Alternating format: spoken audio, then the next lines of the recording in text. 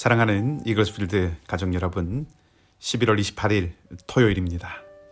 오늘도 좋으신 우리 주님의 은혜가 여러분의 마음과 생각 가운데 함께 하시기를 소망합니다. 오늘 우리가 함께 나눌 말씀은 구약성경 1091쪽 예레미야 25장 15절에서 29절까지의 말씀입니다. 예레미야 25장 15절에서 29절까지의 말씀입니다. 말씀을 제가 읽겠습니다. 이스라엘의 하나님 여호와께서 이같이 내게 이르시되 너는 내 손에서 이 진노의 술잔을 받아가지고 내가 너를 보내는 바 그 모든 나라로 하여금 마시게 하라.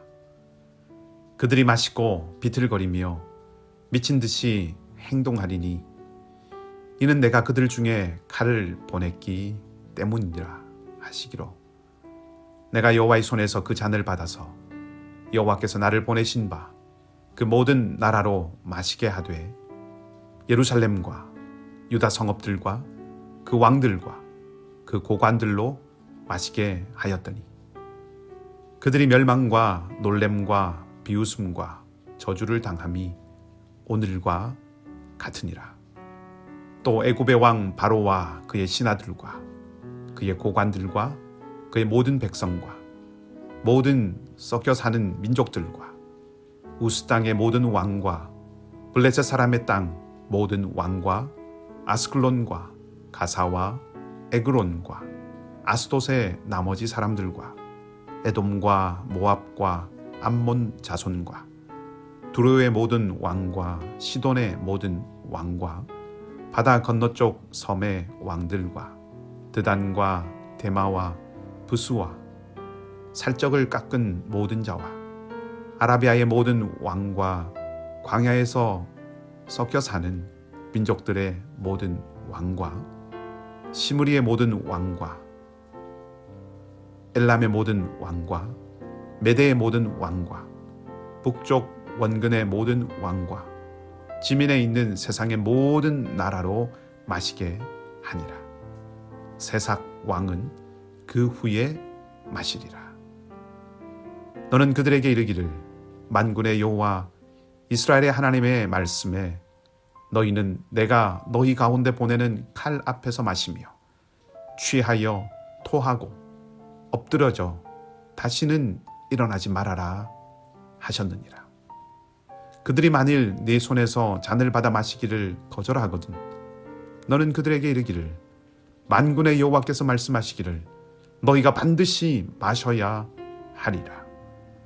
보라, 내가 내 이름으로 일컬음을 받는 성에서부터 재앙 내리기를 시작하였은즉 너희가 어찌 능히 형벌을 면할 수 있느냐.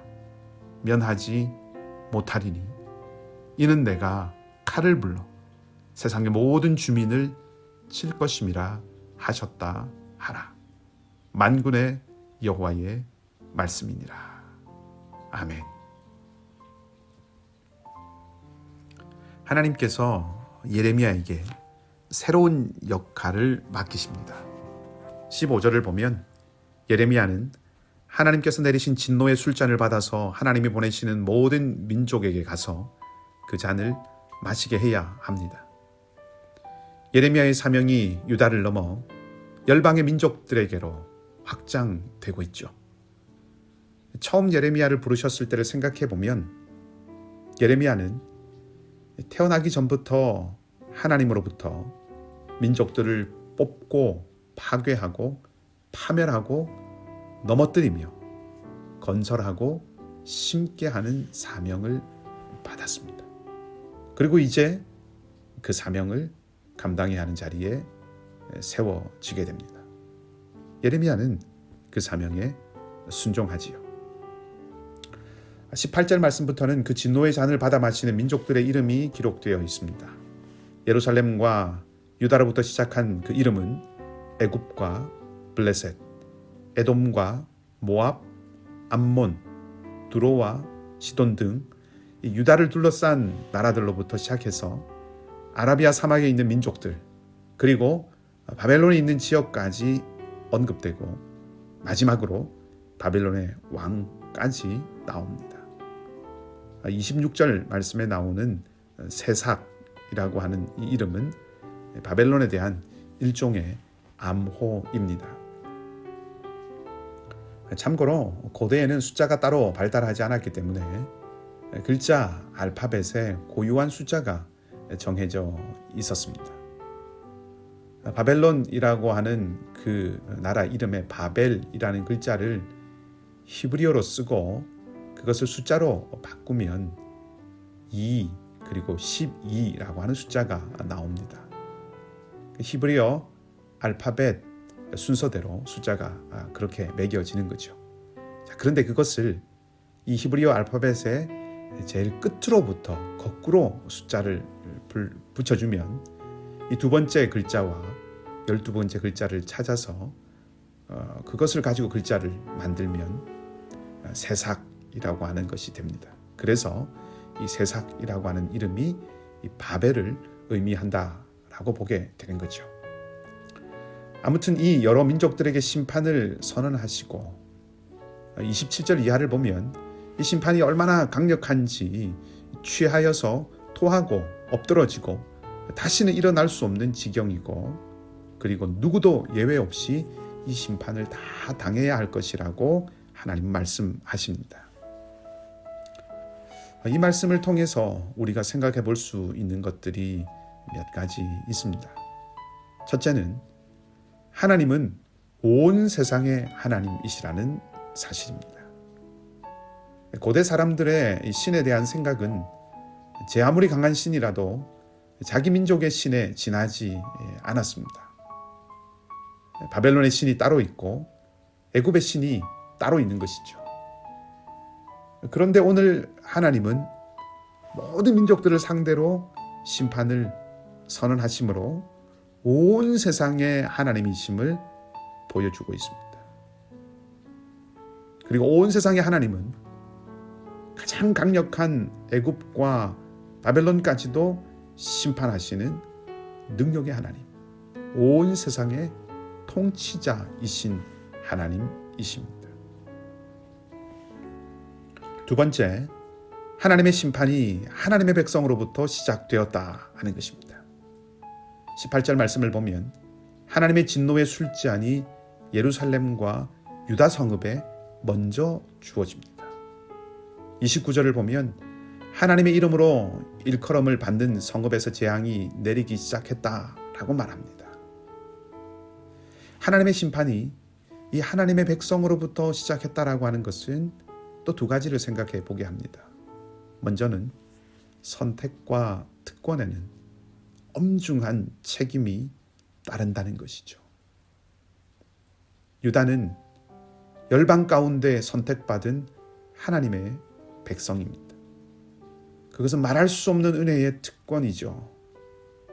그리고 거기에는 동시에 엄중한 책임이 따릅니다. 그래서 다른 민족들보다 먼저 심판의 재앙이 내리기 시작한 것이죠. 유다 안에서도 마찬가지입니다. 유다 중에서 누가 먼저 진노의 잔을 마십니까? 왕과 고관들입니다. 더 귀하게 여김받는 특권이 있는 이들에게 먼저 책임을 묻겠다는 것입니다. 먼저 부름받은 유다, 특권을 가진 지도자들이 먼저 심판을 받는 거죠. 하나님을 알면서도 순종하지 않고 하나님을 알면서도 그 길을 걷지 않는 자들이 먼저 심판을 받는다는 말입니다. 더 큰 책임을 물으신다는 것입니다. 다음으로는 누구도 심판의 예외가 없다는 것을 생각해 볼 수 있습니다. 하나님의 백성이 심판받는다면 누가 예외가 되겠습니까? 29절 말씀도 그것을 말하고 있습니다. 보라, 내가 내 이름으로 일컬음을 받는 성에서부터 재앙 내리기를 시작하였은즉 너희가 어찌 형벌을 면할 수 있느냐. 바울은 아들을 내어주시니가 다른 것도 우리에게 주시지 않겠느냐라고 말했는데, 지금 이 예레미야는 완전히 반대로 말하고 있는 거죠. 당신의 백성을 심판하셨는데 누구라도 심판하지 않겠느냐. 그러니까 누구도 하나님의 심판을 피해갈 수 없다는 것입니다. 하나님의 정의로움을 볼 수 있습니다. 하나님을 아는 백성들뿐 아니라 하나님을 인정하지 않고 욕망을 쫓고 죄악을 쫓던 이들이 예외 없이 하나님의 진노의 잔을 다 받게 된다는 것이죠. 그러니 하나님 없이 흥하고 하나님 없이 강한 이들이 더 이상 부러움의 대상이 아닙니다. 예레미야는 하나님의 심판의 말씀을 들고 민족들을 향해 갔습니다. 심판의 말씀을 통해서 하나님이 세상의 통치자이심을 나타낸 것이죠. 주님은 제자들에게 아버지께서 나를 보내신 것 같이 나도 너희를 보낸다 라고 말씀하셨습니다. 우리도 열방과 민족을 향해서 가도록 부름받았습니다. 우리도 민족들 가운데서 하나님이 통치하신다는 것을 나타내는 그런 사명을 받은 자들인 것입니다. 우리는 무엇으로 하나님이 다스리신다는 것을 나타내 보일 수 있습니까? 복음입니다. 예수 그리스도의 십자가와 부활, 하나님의 사랑을 전함으로 하나님이 온 세상의 통치자시라는 그 사실을 나타내 보일 수 있습니다. 우리 서 있는 모든 자리가 민족들을 향해서 보냄받은 자리라고 여기며 우리의 삶에서, 우리의 삶의 자리에서 복음의 증인으로 살아가야 할 것입니다. 하나님은 당신의 백성들도 심판의 자리에 세우셨습니다. 하나님은 공의를 굽게 하시는 분이 아니십니다. 나를 향한 잣대와 남을 향한 잣대가 다르기 쉬운 것이 우리입니다. 그러나 하나님은 그렇지 않습니다. 이방을 향한 잣대와 유다를 향한 잣대가 공정하고 공평했습니다. 이 하나님의 공의를 본으로 삼아 우리도 우리 자신에 대하여 정직과 성실로 매일 훈련될 수 있기를 바랍니다. 그것이 어렵고 힘든 일이지만 우리가 우리 자신을 온전하게 세우려고, 온전하게 지키려고 애쓸 때 비로소 온 땅이 하나님의 공의를 알고 두려워하게 될 것입니다. 은혜의 기회로 주신 오늘 우리 서 있는 모든 자리가 복음의 증인으로 살아가야 할 자리임을 알고 주님의 사랑을 나누어 세상에 하나님의 영광이 가득함을 드러내는 복된 하루가 되기를 주님의 이름으로 축복합니다. 함께 기도하겠습니다. 민족들을 향하여 말씀하시고 예레미야를 보내신 온 땅의 하나님, 우리 사는 이 땅과 세계 가운데도, 아니 우리의 삶과 생각 모든 부분에도 하나님이 통치자이심을 고백합니다.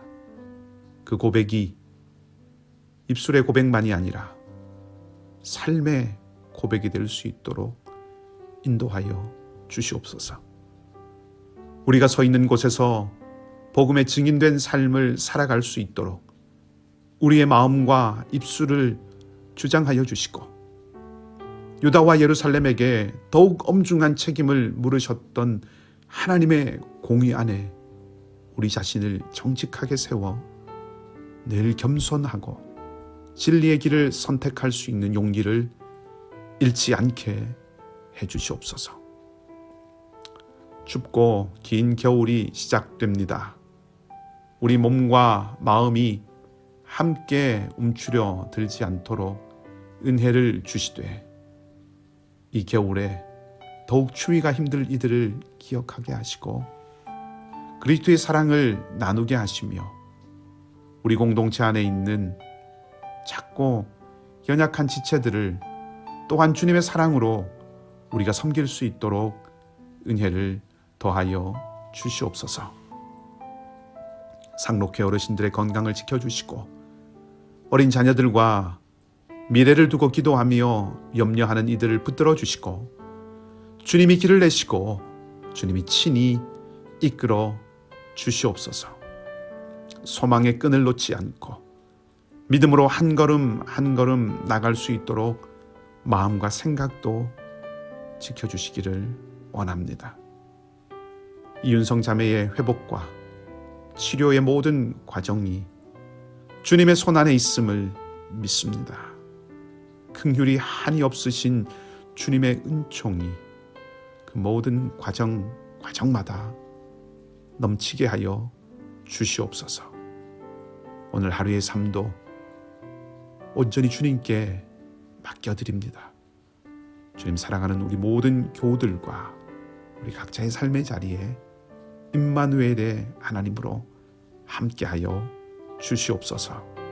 감사를 드리며 좋으신 우리 주님 예수 그리스도 이름으로 기도하옵나이다. 아멘. 각자 기도하시고 오늘도 믿음으로 승리하는 하루가 되기를 소망합니다.